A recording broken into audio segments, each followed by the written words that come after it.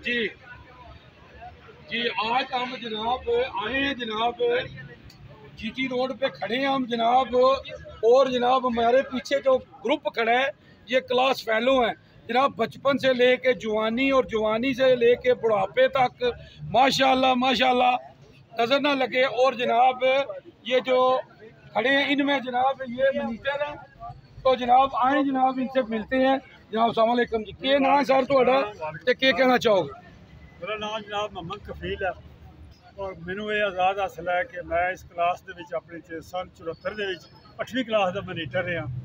और मैं सब तो पहला अपने उन्होंने टीचरों को याद करना चाहना कि जिन्हों की जेरे साया असी क्लासा पढ़ के सानू आज़ाद हासिल होया कि अज असी क्लास फैलो हो गए। मैं उन्होंने टीचरों को सलाम पेश करना जो इस दुनिया से चले गए, अल्लाह ताला उन्होंने जन्नत नसीब करे, जोड़े मौजूद हैं अल्लाह की ज़ात उन्होंने जिंदगी खराब करे।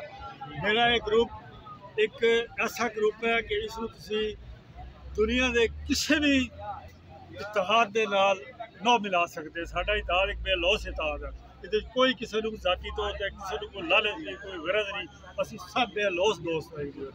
इस उम्र के मिले हैं सन 74 तो बाद अज देख लो सन 2022 है, तकरीबन 47 साल का अरसा बनता है। तो साढ़ा बड़ा आज़ाद है कि असी अज इकट्ठे हैं। मेरे सारे दोस्तों को बहुत बड़ा आज़ाद है कि अज असी इकट्ठे ग्रुप की शक्ल एक असी महफिल अटेंड कर रहे हैं।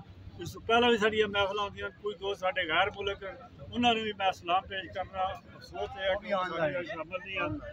बाकी वो हाँ वीडियो लिंक तो साढ़े नाल शामिल रासद साहब हो गए या एक साढ़े दोस्त फारूक साहब उमर फारूक साहब हैं, तारक साहब हैं, फरीद साहब हैं, दोस्त हैं, वो साढ़े नाल वीडियो लिंक के जरिए शामिल हैं। इस तरह कोई कर सकता है। असी इतने बह के चाह भी पीने, वो अपने अपने गैर मुल्कों के बह के अपने घर च बह के साढ़े भी शामिल है।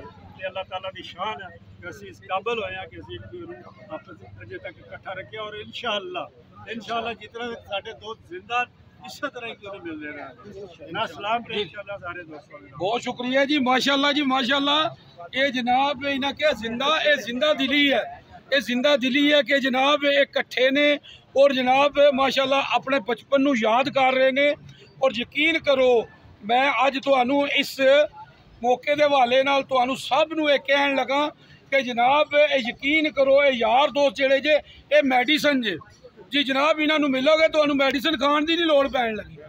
यकीन कर लो मेरा तजर्बा जे, यारां दोस्तां नूं मिलो, अपने रिश्तेदारां नूं मिलो, यकीन करो तुहाडे ब्लड प्रेशर शुगर तुहाडी हर बीमारी खत्म हो जाएगी। लो जी मेरा अज का यही मैसेज है। UG न्यूज़ जावा जी जेलम।